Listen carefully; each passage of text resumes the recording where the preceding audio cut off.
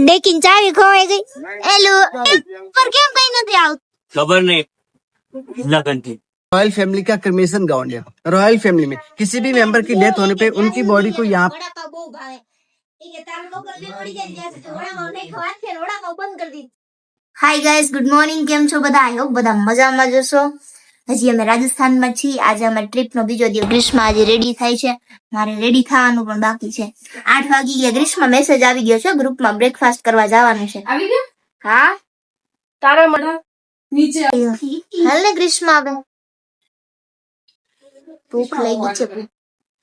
ના એમ તો time ready થઈ ગઈ છે આજ તો. હાલો, મને તો ભૂખ બહુ લાગી. મને આવીને જ પછી સુધશે હવે. ગુડ મોર્નિંગ કહાન. ગુડ મોર્નિંગ મિસ્ટર કક્ષા. અમને કીધા વગર આવી ગયો? શું ફોન કર્યો તો? મેસેજ અમને મને વોટ્સએપ જ નથી ખોલ્યું હજી. ઓહો, માય મિસ્ટેક. આજનો મારું હવે અત્યારે બડા બાગ જવાનું છે, પછી ત્યાં લોંગેવાલા અને તનત માતા મંદિર. હજી ઉપર ડેકીન ચાવી ખોવાઈ ગઈ. ચાલો પડી ગઈ? હા, ખુલી ગઈ દેખી. ખુલી ગઈ. અમારી સાથે તમે ક્યાંથી આવ્યા છો? अहमदाबाद। હા, જો અમારી સાથે ટૂર માં એક અંકલ ને આંટી પણ છે. આંટી તો બેસી ગયા લાગે. ઓ મેડમ, હવે આપણા સામાન મોરબી. મૂકી દો. અચ્છા હેલો એ લોકો લઈ લો ને ઉપર મૂકી દો. ગ્રીષ્મા આવે ને ત્યારે કેજો. ઈ હરાજી થઈ જાય. શ્રદ્ધા દીદી કોમ્પ્લિમેન્ટ આપતા થઈ કે તું ને ગ્રીષ્મા બહુ મસ્ત લાગે છે. Golden morning of the golden city. Golden guys. તમે લાંબા વાળ કરો ને કેમ નહીં કરતા? મારા અહીંયા વાળા અહીંયા આવે એટલે એમ કે તમે દાઢી ઉગાડો ને કેમ કે તમે લાંબા વાળ કરો ને કેમ નહીં કરતા? આજ લાંબા અહીંયા આવે એટલે આ થશે. આ અહીંયા પહોંચશે પાકું. પર કેમ કઈ નથી આવતું? ખબર નહીં લગન થી શ્રદ્ધા દીદી એ હળગાવ મારે છે. હળગાવે જતો આપડા ઘર એવું કઈ નથી.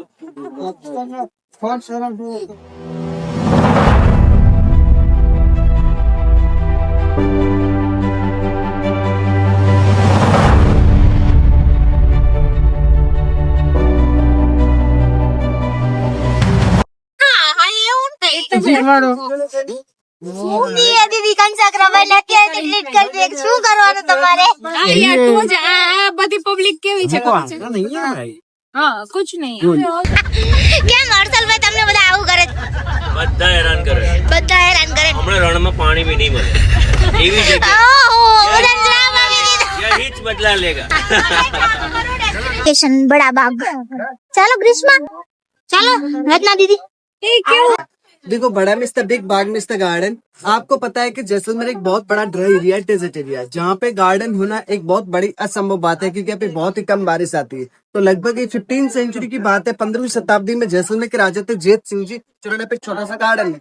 उन्होंने 10-15 पेड़ पौधे आम के लगाए, खजूर के लगाए, जामुन के लगाए, कुछ मेडिकल पेड़ लगाए। तो ये जो गार्डन स्लोली फैलता 2.5 से 3 किलोमीटर लंबा बाग फैल गया। इस जगह का नाम रख दिया बड़ा बाग। आज इसके अंदर 70 से 80 पेड़ आम के, मतलब एक सोचने वाली बात है और एक बहुत बड़े चैलेंज की बात है कि जैसलमेर के डेजर्ट में आम का गार्डन।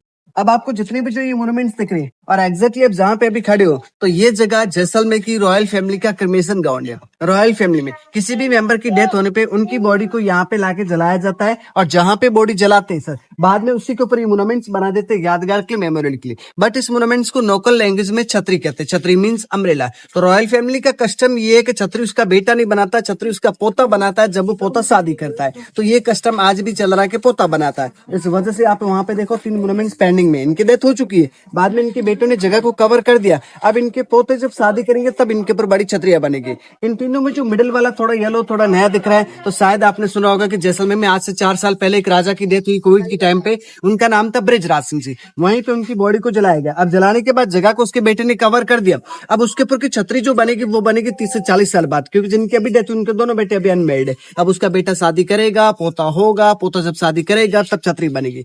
लास्ट में जो मटका रखा उसके ऊपर तो कभी बनेगा भी नहीं। रीजन कि उनके जिनकी अनमैरिड डेथ हुई। अब जैसलमेर के जो लास्ट राजा थे जिन्होंने अपनी शादी पे अपने दादा के ये बनाए। अब इस मोन्यूमेंट के पीछे तो छोटी छतरियां, तो उसका मतलब इस राजा की 2 रानी थी। इस राजा की 3 रानी थी, लेकिन रानी की छतरियां पीछे गिर गई, जिसके पत्थर ये सभी स्टोर करके रखी है। अभी दोनों कंप्लीट नहीं होता पतला सा कलश। ये कलश और मूर्तियां लगाने के लिए जैसलमेर की सारी શરૂ થયું રચના દીદી? હા બેટા હવે શરૂ થયું।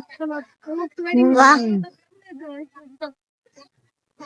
અહીંયાનું એક આર્કિટેક્ચર બહુ એસ્થેટિક છે નહીં રાજસ્થાનનું? મજૂરી છે हाँ अभी 2001 में जो अर्थक्वेक आया था कच्छ भुज में, जो गुजरात में, उसके इफेक्ट में गिरा है। ये छतरी आज से 5 साल पहले, सॉरी ये देखो, ये छतरी आज से 5 साल पहले आकाश से दिल्ली इसके ऊपर गिरी।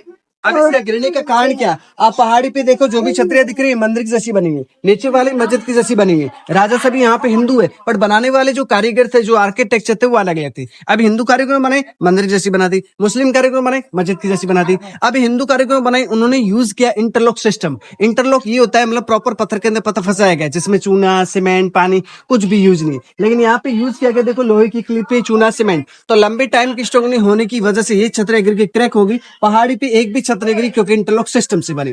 अब एक चोर भी की वो पुरानी छतरियां, पुरानी टाइम एक इंडिया में कस्टम था सती सिस्टम का। राजा की डेथ होने पर उसकी जितनी भी पत्नी हो, चाहे 5 हो, 10 हो, चाहे 50 हो, अपने पति से जिंदा जल के सती हो जाना। फिर 1829 में सती प्रथा भी राजा राम मोहन राय ने ब्रिटिश गवर्नमेंट के साथ मिलकर बैन कर दिया। उसके बाद राजा का लगे, रानी का लगे, राजा के पीछे रानी का लगे। अब आप देखो, अपनी इंडिया में 2 प्रथाएं थी, सती और जौहर। सती का मतलब पति के साथ में जिंदा जलना, सती प्रथा। जौहर का मतलब होता है राजा कहीं लड़ने जाए, लड़ाई में हार जाता है, मर जाता है, तब एक सोल्जर पैलेस के आके इंफॉर्मेशन देता है कि राजा हार चुका है। तब पैलेस की जितनी भी औरतें हो, रानियां, दासियां, सारी जौहर करती। जिसमें सबसे बड़ा जौहर चित्तौड़गढ़ में रानी पद्मावती के साथ में 16,000 लेडीज ने जौहर किया था, जिसपे भी मूवी आई थी पद्मावत करके। अभी राजा शालिवाहन सिंह जी थे, जिनकी हाइट थी 7.5 फीट, जिनके कपड़े आज भी जैसलमेर के म्यूजियम के अंदर थे। अब आप देखो, ये राजा घोड़े पे, व्हाइट मार्बल में आप देखो, राजा घोड़े पे होकर रानी ऐसी खड़ी होगी। अगर राजा घोड़े पे, घोड़े के आगे के दोनों पर हवा में, तो एक सिंबल होता है कि राजा की डेथ युद्ध में हुई थी, लड़ाई में हुई। अगर घोड़े के 3 पे नीचे एक उठा हुआ, नॉर्मल डेथ होती। रखने को तो सभी के एक जैसे रख सकते, फिर आपको कैसे पता चलेगा किस राजा की कैसे डेथ हुई थी? अब मुझे अपना मोबाइल दो। કે જે કપલ હોય ની બધા એક હાથ પકડીને આવો તો જો આ કપલ ગયા તો અમે સિંગલ હતા, તમારે શું કરો? જેનો હાથ પકડી લો, બચ્ચાને હાથ પકડી લે હા, એમ લાવ તાર બેબી ને હું લઈ લઉં। ના ના તું બીજાને હાથ પકડી લે લાવ એલીને લઈ લઉં। ઓય ગ્રીષ્મા હાલ ને, હવે નીરવ નથી તો આપણે જ હાથ પકડી લઈ। ના કેટલો તડકો છે। હેડ્સ ઓફ, એલિસા ઉઠી ગઈ છે। બાપા ઈ ગયા રસ્તો એવો છે।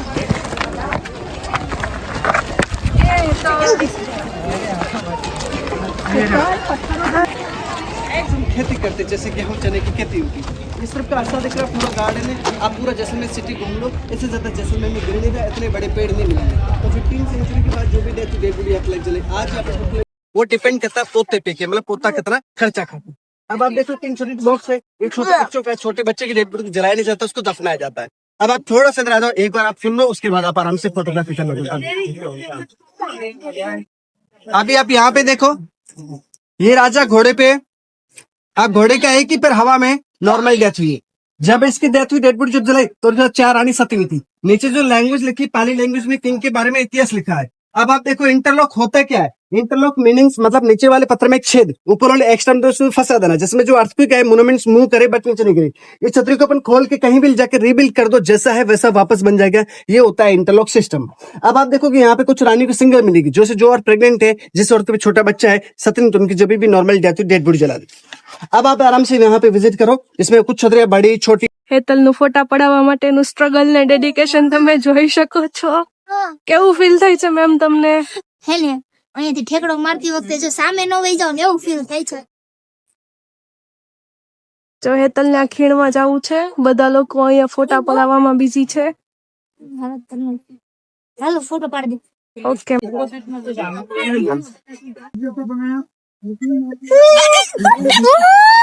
જો હું છે ને મારી રીલ શૂટ કરાવતી હતી ને, મારું ને એનું ને બધું હાય ગાઈસ, ગ્રીષ્માએ જો તો ચપ્પલ કાઢી નાખ્યા છે। કાંટા છે, વાઘ છે હો ગ્રીષ્મા। હીરો ન થયો ને મેં ટીવીમાં જો હાલત જો જો ગાઈસ આ હેતલને સ્ટ્રગલ જો, ગમે ત્યાં પર્સ રાખી અને ફોટા ફોટા ફોટા પાછી નથી જતા તમે. મારી હાલત તો જો થઈ ગઈ સ્ટ્રગલ કે સ્પોર્ટ બસ બોલા બધા ક્યાં વયા ગયા કોઈ મળતું જ નથી. તમે પાછળ ટ્રાફિક જોઈ શકો છો, કેટલા લોકો છે જો. આ બધા ફોટા ફોટા. જ્યાં ફોટા પડવા જાય ને ક્રાઉડ થઈ જાય તમે ત્યાંથી નીકળી જાય. હા, એક ક્રાઉડ થઈ જાય તમે ત્યાંથી નીકળી જાય જ્યાં ફોટા નહીં પડે જ્યાં જાય ને તો વળી પાછું ક્રાઉડ થઈ જાય. જો અહીંયા જો જો હેતલ હું તમને કહું કે કામે લગન દીધા છે ફોટા પડાવવા માટે.